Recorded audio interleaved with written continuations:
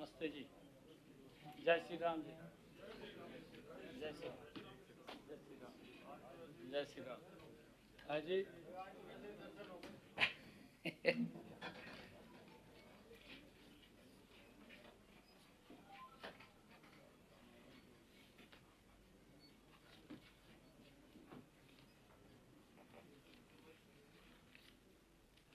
मैं आदरणीय मुख्यमंत्री जी का, चीफ सेक्रेटरी साहब का, बाकी सभी का यहाँ पे इस प्रेस कॉन्फ्रेंस में स्वागत करता हूँ। मैं आदरणीय मुख्यमंत्री जी से अनुरोध करूँगा कि वो एड्रेस करें। सर। धन्यवाद। सभी पत्रकार एवं छायाकार मित्रों का आप लोगों से आज एक विषय को लेकर के रूबरू होने का ये मुझे मौका मिल रहा है। आज सुबह ही भगवान श्री राम के दर्शन करने के लिए अयोध्या में हम गए थे। हम सब के लिए ये बड़े गर्व की बात है, लंबे समय के बाद भगवान श्री राम का भव्य और दिव्य रूप देखने को मिला है।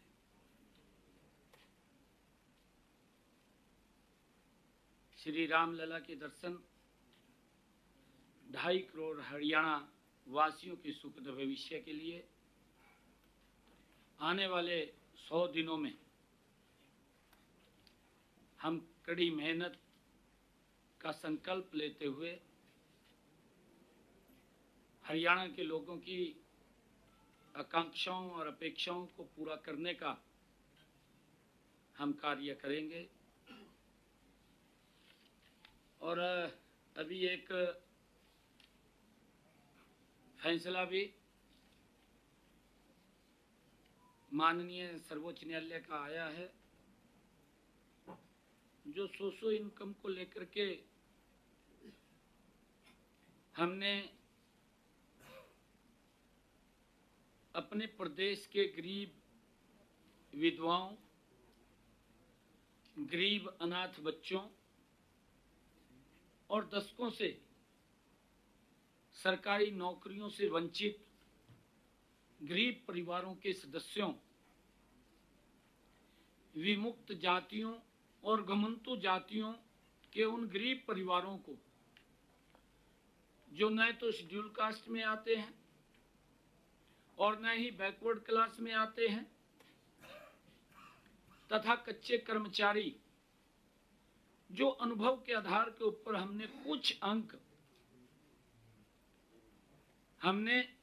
देने के हमारी वर्ष 2018 से चली आ रही इस नीति को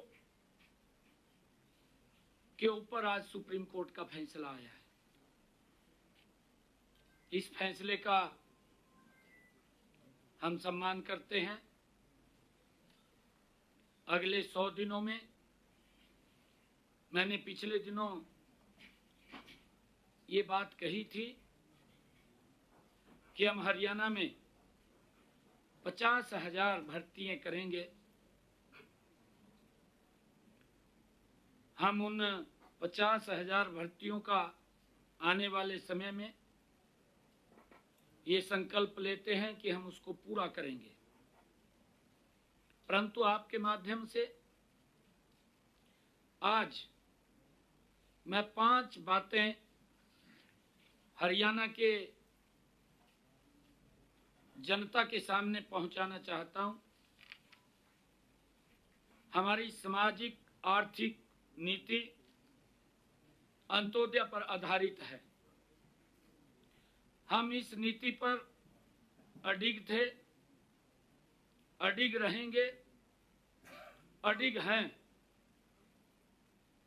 जिन हजारों युवाओं ने आज इस नीति के बल पर हरियाणा सरकार में ज्वाइनिंग की है, किसी को भी निकलने नहीं दिया जाएगा। आज इस फैसले से सीईटी के एग्जाम पर कोई सवालिया निशान नहीं है। कांग्रेस के लोग इस फैसले पर ओछी राजनीति के लिए उल्टे सीधे बयानबाजी कर रहे हैं। वो झूठ फैलाने का काम कर रहे हैं, वो भ्रम फैलाने का काम कर रहे हैं। यदि कांग्रेस के लोगों को इन गरीब विधवाओं, गरीब अनाथ बच्चों, बिना नौकरी वाले परिवारों, कच्चे कर्मचारियों, विमुक्त जातियों के युवाओं के खिलाफ हैं, तो इस पर विचार करें। मैं कांग्रेस के लोगों को कहना चाहता हूं, वो इस पर विचार करें, क्योंकि हमारी सरकार गरीबों के हकों के लिए लड़ रही है। हम इनको अगर जरूरत पड़ी एक विधेयक विधानसभा में ला करके लेकर के आएंगे, ताकि गरीब व्यक्ति के लिए जो अंत्योदय की भावना से हमारी सरकार ने जो गरीब व्यक्ति को लाभ दिया है, हमारी सरकार मजबूती से उन गरीब लोगों के साथ खड़ी है। टस से मस नहीं होगी, चाहे हमें रिव्यू पिटीशन में जाना पड़े, चाहे हमें विधानसभा में विधेयक लेकर के आना पड़े, हम गरीब लोगों के साथ हैं। परंतु पिछली सरकार के दौरान जो कांग्रेस के लोग आज उन गरीब लोगों के, अगर किसी के परिवार में नौकरी नहीं है, परिवार गरीब है, अनाथ है, माँ बाप नहीं है, घर में कमाने वाला कोई नहीं है, अगर इस योजना के माध्यम से उस परिवार में अगर दीपक जला है, अगर प्रकाश हुआ है, तो कांग्रेस के लोगों को इतना उत्साहित होने की आवश्यकता नहीं है। अगर वो इतना उत्साहित हो रहे हैं, तो ये कांग्रेस के लोग ये गरीब के विरोधी हैं। ये स्पष्ट इनके इस बयानों से दिखाई दे रहा है। मैं उनको आईना भी दिखाना चाहता हूं। जो लोग ट्वीट करके बात करते हैं, जो लोग इस फैसले के ऊपर भ्रम की स्थिति पैदा कर रहे हैं, इनकी सरकार में सरकारी नौकरियों लेने के अंदर भाई भतीजावाद एकदम सर उठा करके दिखाई देता था। क्षेत्रवाद, जातिवाद का बोलबाला था। यह कांग्रेस की सरकार के अंदर था। नौकरियों की बोली लगती थी। जिनके पास ज्यादा पैसा होता था या जितनी ज्यादा पहुंच होती थी, उसी को ही नौकरी मिलती थी। इससे योग्य युवाओं में हताशा और निराशा ये कांग्रेस के समय में युवाओं के अंदर पनप गई थी। युवा पढ़ने के तरफ नहीं, इनके चक्कर काटने में लगा रहता था। माँ बाप भी इनके चक्कर काटने में लगा रहता था और अपने पड़ोस गांव के लोगों को भी लेकर के इनके चक्कर काटता रहता था कि हमें नौकरी मिल जाए। ये हालात इनके समय के अंदर था। परंतु गरीब व्यक्ति को, जिसके पास पैसा नहीं होता था, बहुत सारा बड़ा वर्ग एक ऐसा था जिसके पास देने के लिए वोट तो थी, परंतु इनके पास उनको देने के लिए नौकरी नहीं थी। किसी भी गरीब व्यक्ति को जिसके पास पैसा नहीं था, एक भी बच्चे को इन्होंने नौकरी नहीं दी, क्योंकि पर्ची और खर्ची से नौकरियां लगती थी।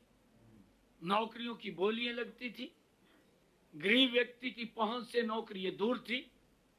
परंतु अगर आज हम देखें, हमने योग्यता के आधार पर बिना पर्ची बिना खर्ची के 1,32,000 नौकरियां देने का काम किया है। 1,32,000। जो लोग ट्वीट करके वाहवाही लूट रहे हैं, उन गरीबों का अपनी सरकार के अंदर तो मजाक करते थे।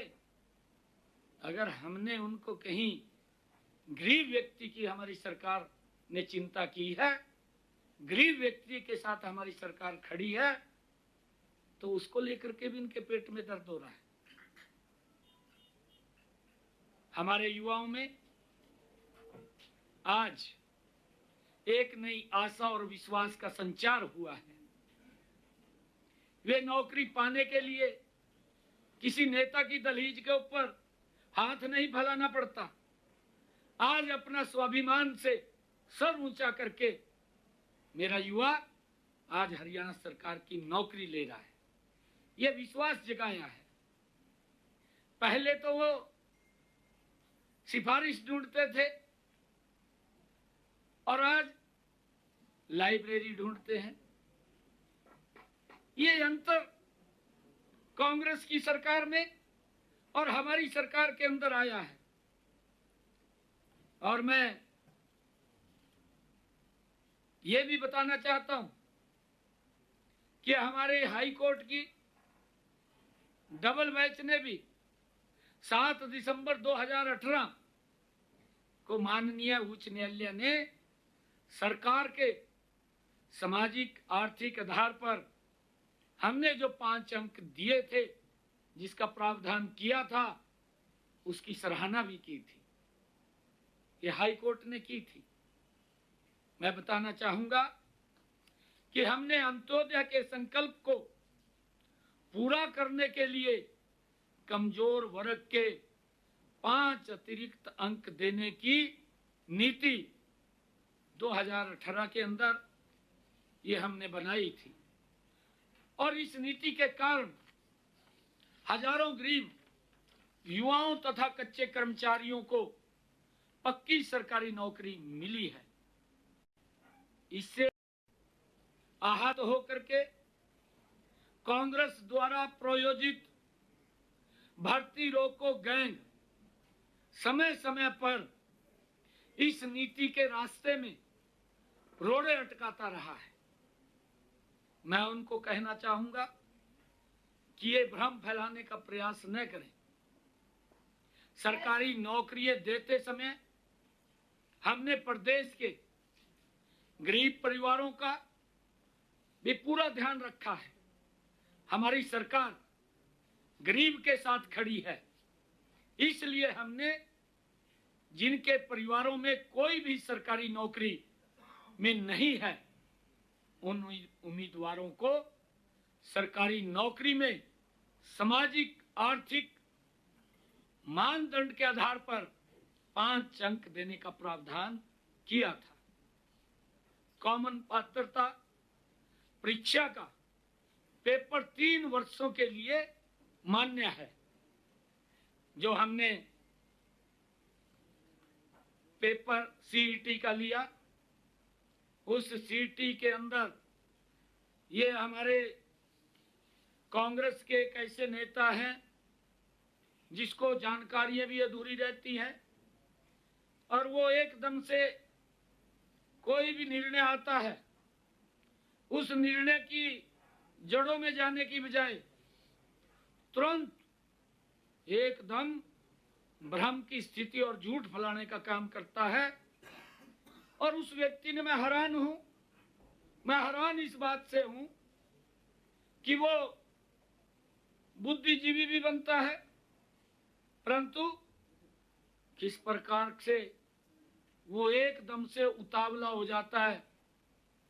मैं तो ये कहना चाहूंगा कि कांग्रेस की सरकार ये अपने गिरेबान में झांक करके देखे अपने समय के कार्यकाल को, जिस कार्यकाल के अंदर वो मंत्री भी रहा है, जिस कार्यकाल में इस विधानसभा का सदस्य भी रहा है। ट्वीट करके सुरजेवाला साहब ने ये आरोप लगाए हैं। उन्होंने कहा कि ग्रुप डी में 13,50,000 अभ्यर्थियों ने रजिस्ट्रेशन किया और जिसमें 13,657 कुल पद थे। बिल्कुल ठीक कहा, हम इसका विरोध नहीं कर रहे हैं, परंतु मैं उसको बताना चाहता हूं कि 13,50,000 अभ्यर्थियों ने इसमें रजिस्ट्रेशन किया। 9.5 लाख युवाओं ने पेपर में उन्होंने सीईटी का पेपर दिया और 4,20,000 युवा ने क्वालिफाई किया। जो मैंने कहा है कि वो 3 वर्ष के लिए मान्य है और इस पेपर में कोई भी सोर्स इनकम का सवाल ही नहीं है। सीईटी से ही हम अगर किसी डिपार्टमेंट के अंदर कहीं आवश्यकता पड़ती है तो हम इसी सीईटी से जिन्होंने क्वालिफाई किया है इसी से उठा करके ही उन बच्चों को रजिस्टर करने का काम करते हैं। ऐसे 11,000 युवाओं ने अपनी नौकरी को ज्वाइन किया है और उसमें से 2,657 ऐसे बच्चे थे कि जो इस सोशल इनकम के कारण वो ज्वाइन करने थे, परंतु अभी हमने इन बच्चों के रिजल्ट को रोका हुआ था, हमने उनको ज्वाइन नहीं किया और 11,000 जो बच्चे हैं जिन्होंने ज्वाइन किया है उनको किसी प्रकार की कोई दिक्कत कोई समस्या नहीं है। मैं इसीलिए कहना चाहता हूं कि वो भ्रम की स्थिति ना फैलाए, एकदम ही वो उतावला हो जाता है। अरे अपने गिरेबान में तो जहां तू पहले तेरी सरकार क्या काम करती थी, तेरी सरकार के अंदर तो जिसमें तू मंत्री था किस प्रकार से नौकरियां बिकती थी उसका कोई सिस्टम भी नहीं था और कोर्ट इनको आईना दिखाने का काम करता था, उन बच्चों को भी बाहर करता था। परंतु आज मैं ये बात कहने के लिए आया हूं कि इन 11,000 बच्चों को किसी प्रकार की कोई भी दिक्कत समस्या नहीं है, ये मैं कहने के लिए आया हूं। और जहां तक इन्होंने एक और बात की है ग्रुप सी की भी इसने ट्वीट करके, क्योंकि ये उसकी जानकारी तो इसको होती नहीं है, ऐसी इनके मुखिया हैं पार्टी के उसको भी कोई लिख करके दे देता है और वो पढ़ करके बोल देते हैं सेम पोजीशन इसकी है, ये भी उसको कोई लिख करके देता है, उसको पढ़ देता है, उसकी जानकारी में नहीं जाता। झूठ फैलाना है, क्योंकि डीएनए के अंदर है झूठ फैलाना, और उसको लेकर के लगातार ये झूठ फैलाने के अंदर लगे हुए हैं। इन्होंने जो ग्रुप सी की नौकरियों के बारे में भी बात कही है, इसमें 10,000 से अधिक युवाओं ने 2,000 पदों के लिए पेपर दिया, वो भी सीईटी से था। ये सीईटी का दूसरा भाग है और ये भाग वो है जिसमें टेक्निकल बच्चे आते हैं।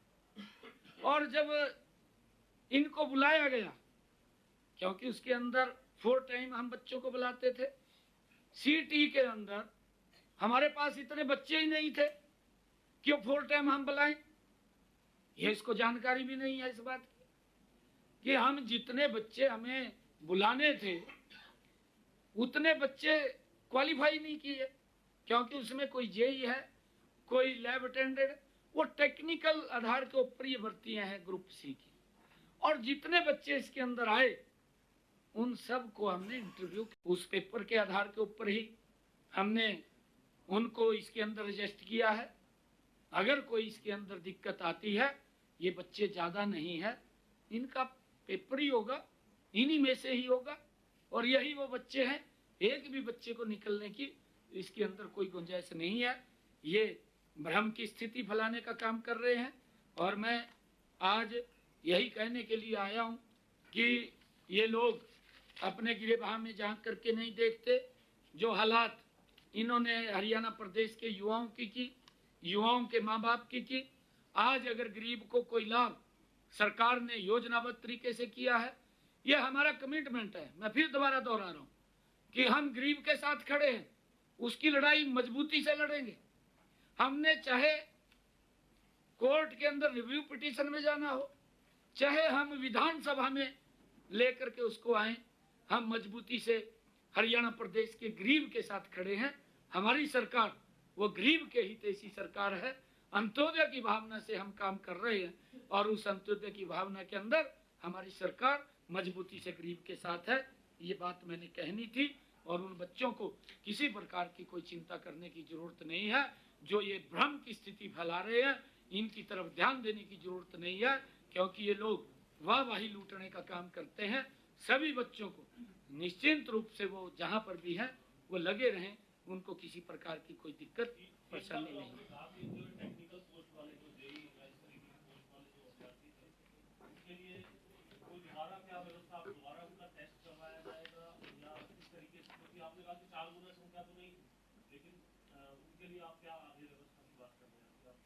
नहीं, देखिए मैं आपको बता देता हूं, मेरे पास ये फिगर है। जूनियर कोच है, जैसे 192 पोस्टें थी, 457 है। 4 गुना तो बनते नहीं है, ये 4 गुना तो बन नहीं रहे। इसी प्रकार से, क्योंकि ये टेक्निकल पोस्टें हैं सारी, कि हमें किस प्रकार का नेचर का व्यक्ति चाहिए, किस प्रकार का टेक्निकल व्यक्ति चाहिए। स्टाफ नर्स है, उसके अंदर 1554 पोस्टें। हमारे पास जो शॉर्ट लिस्ट जिन्होंने टेस्ट क्लियर किया वो 2328 हाई नहीं है। इन्हीं में से ही लगने, किसी को बाहर जाने की जरूरत नहीं। मैं यही कह रहा हूं। परंतु जिस प्रकार से उन्होंने एकदम इस प्रकार का बंडर खड़ा करने की कांग्रेस के लोग कोशिश कर रहे हैं, और ट्वीट पे ट्वीट तो देखता भी नहीं, बेचारा पढ़ता भी नहीं। सीएम साहब, जब सुलझे वाला की बात तो छोड़ दे रहे हैं हम, जो नहीं, बात नहीं छोड़नी। नहीं, जो टेक्निकल पॉइंट है, बात इसलिए छोड़ दी कि वो राज्य सुने सीएम साहब, नहीं सुने जो अपने आप को ये कहता है पॉलिटिकल स्टेटमेंट अलग है, पर जो टेक्निकल बात है नाक के बाल, वो तो ठीक है, नाक के बाल तो होंगे, उनका जवाब आप देते रहना। जो टेक्निकल पॉइंट है कि ग्रुप सी के हमने 10,500 के आसपास जो डिक्लेयर कर दिया रिजल्ट, आप ये कह रहे हैं कि वो एज के यूं रहेंगे, उनका कोई दोबारा हटने की कोई जरूरत नहीं है। ठीक, ग्रुप डी के भी 10,000 के आसपास भर्ती होगा, उनको भी चिंता करने की कोई जरूरत नहीं। वो भी तो ग्रुप सी भी सेफ, ग्रुप डी के भी सेफ, जो हमने ज्वाइन कर लिया है, क्योंकि वो 4 गुना से कम थे और सोचों के नंबर नहीं दिए थे। तीसरा बिंदु बच रहा केवल टीजीटी का, जो जिसमें सोचों के अंकों की वजह से रिजल्ट रुका पड़ा है। बाकी तो जो हाई कोर्ट का फैसला उसको लागू करेंगे, ये पॉइंट है मेरा। नहीं, देखिए उसके अंदर भी हमने ये कहा है कि जो टीजीटी के है उसका रिजल्ट रुका हुआ है, और ये रिजल्ट इसी कारण से रुका था कि जो भर्ती रोको गैंग है ये कोर्ट के अंदर गया, और ये कांग्रेस द्वारा प्रायोजित है। ये बिल्कुल उसका चेहरा एकदम जनता को सामने वो दिखाई दे रहा है। ये कांग्रेस के लोगों ने जितनी भी हमने भर्तियां की हैं, ये जो भर्ती रोको गैंग है उसके पास जाकर के उसको आगे कर देते हैं और वो जाकर के कोर्ट में खड़े हो जाते हैं।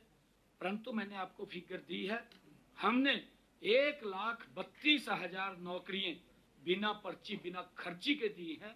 परंतु ये भर्ती रोको गैंग हर भर्ती के अंदर ये कोर्ट में गया है। एक भी भर्ती ऐसी नहीं है कि जिसको इन्होंने डिस्टर्ब ना किया हो। तो जो परंतु हमने ट्रांसपेरेंसी आधार पर बिना पर्ची बिना खर्ची के हम युवाओं को नौकरी दे रहे हैं। ये हमारा कमिटमेंट है, और आगे भी मैं प्रदेश के युवाओं को इस बात से सुनिश्चित करना चाहता हूं कि आपके हकों के ऊपर किसी प्रकार की आंच हम नहीं आने देंगे। हम मजबूती से आपके विश्वास को कायम रखने का काम करेंगे। परंतु ये कांग्रेस के लोग जिस प्रकार से झूठ बोल करके जो बची हुई भर्ती है पदों की, जो है वो अब जो बची हुई भर्ती है वो हाई कोर्ट के फैसले के अनुसार हम कंप्लीट करेंगे। बिल्कुल, मैंने कहा है ना, 50,000 भर्तियां विदिन एक हफ्ते के अंदर, एक हफ्ते के अंदर जहां जहां भी विभागों के अंदर हैं, जो प्रक्रिया चलेगी। हमारा हरियाणा स्टाफ सिलेक्शन कमीशन इसको आयोजित करता है, उसको आदेश दे दिए हैं कि आप तुरंत भर्ती करें बिना सोशियो के नंबर के। क्योंकि अभी तो सोचो के नंबर को उसकी खत्म हम हो गया, लड़ाई लड़ेंगे, उसकी लड़ाई लड़ेंगे हम लड़ेंगे। अभी जो रिजल्ट देखिए, निकलेगा ये बिना भर्ती सोचो के रोको निकलेगा। मैं आप फिर ये बात कह रहा हूँ कि उन गरीबों के साथ कुठाराघात करने का काम ये कांग्रेस ने किया है, कांग्रेस के नेताओं ने किया है। उन्हीं के ही एक भर्ती रोको गैंग सदस्य हैं जो इस प्रकार के गरीबों को भी नहीं बख्श रहे, गरीबों का भी शोषण करने का काम कर रहे। अरे जिसके घर के अंदर एक मिनट सर एक जिसके सवाल घर के अंदर आज तक अंधेरा है और हमने उस गरीब परिवार के घर में उजाला देने का काम किया है। ये कांग्रेस के लोग चाहते हैं कि उस घर में फिर अंधेरा छा जाए, परंतु हम उस अंधेरे के लिए गरीबों के साथ खड़े हैं, उसकी लड़ाई लड़ेंगे, मजबूती से लड़ेंगे। सर एक सवाल है, दिल्ली की जो जल मंत्री हैं आतिशी, आज तो मैंने यही बात करनी है। सर चौथा दिन है उनके फास्ट का सर, जो विधेयक लाने की बात हो रही है इसका क्या प्रारूप रहेगा? वो बता देंगे, वो आपको बताएंगे। इसके माध्यम से सुप्रीम कोर्ट के फैसले को पलटा जा सकता है, रोका जा सकता है। नहीं देखिए, हम गरीबों के साथ खड़े हैं, हमें अच्छा लगेगा हम विधानसभा के अंदर कानून बनाएंगे, बिल्कुल हम बिल्कुल विधानसभा के अंदर कानून बनाएंगे, ठीक है, बिल्कुल कानून बनाएंगे। हम गरीबों के साथ खड़े हैं, आज भी हम मजबूती से उनकी लड़ाई सीएम लड़ेंगे। साहब लोकसभा ये शब्द मैंने कहना सीएम था। साहब लोकसभा बहुत बहुत धन्यवाद सीएम आपका। साहब लोकसभा चुनाव के प्रचार से लेकर अब तक इस भर्ती के मामले में कांग्रेस लगातार ये कह रही है कि बेरोजगारी हरियाणा में बढ़ रही है, युवाओं को रोजगार मिल नहीं रहा, सारी भर्तियां कोर्ट में अटकी हुई है। और वो ये कहते हैं सर कि आप उनकी पर्ची खर्चे की बात करते हैं, वो कह रहे हैं कि पिछले 8-9 साल में हरियाणा स्टाफ सिलेक्शन कमीशन पर आरोप लगे, एचपीएससी में पैसे पकड़े पवन गए, जी, ये पवन बात जी। कही जा रही है सर। क्या पवन जी, मैंने पहले भी कहा है, मैं दोबारा रिपीट कर रहा हूँ, मैंने कई जगह कहा है, कांग्रेस के मुखिया जो 2004 से लेकर के 14 तक रहे, 10 साल, भूपेंद्र सिंह हुड्डा, रणदीप सुरजेवाला जो सरकार के अंदर था, श्वेत पत्र जारी करके बताए। मैं फिर आज कह रहा हूं, मैं खुले मंच से आज पूरे प्रदेश की जनता को आपके माध्यम से मैं फिर ये बात कह रहा हूं, मैं कांग्रेस के लोगों को, भूपेंद्र सिंह हुड्डा को कह रहा हूं कि वो श्वेत पत्र जारी करे 10 सालों में कितने युवाओं को रोजगार दिया है। वो आज भर्ती की बात कर रहे हैं ना, मैं बड़े विश्वास के साथ कह रहा हूं कि हमने 9.5 वर्षों के अंदर 1,32,000 भर्तियां बिना पर्ची बिना खर्ची के की हैं। 50,000 की मैंने घोषणा की है, आने वाले 2 महीने के अंदर 50,000 और भर्तियां करेंगे। वो भी बताएं श्वेत पत्र जारी करके कि हमने इतनी भर्तियां की हैं, किस आधार के ऊपर की है, क्या भ्रष्टाचार होता था, किसकी पर्ची चलती थी, किसकी खर्ची चलती थी, उसका भी बताने का काम करें। सर एक आतिशी में भी सवाल ले लीजिए सर। हो गया, उन्होंने कहा कि ओबीसी मैंने भी कर दिया आज प्रेस कॉन्फ्रेंस। आर्थिक आय जो आपने बढ़ाई है 6 से 8 लाख, वो उन्होंने डिमांड की थी विधानसभा में, फिर करी क्यों नहीं उन्होंने क्यों नहीं करी? ये करनी चाहिए थी। मनोहर सरकार अरे भूपेंद्र हुड्डा ने करनी चाहिए थी। अरे ओबीसी का शोषण किया इन लोगों ने, इनको तो वोट बैंक के रूप में देखते थे, ओबीसी को उनको अधिकार नहीं देते थे, ये अधिकार भी हमने दिया है। पर सेंटर की और 806 तो अभी केंद्र के अंदर भी मोदी जी ने ओबीसी समाज को सम्मान दिया है। थैंक यू आप सबका।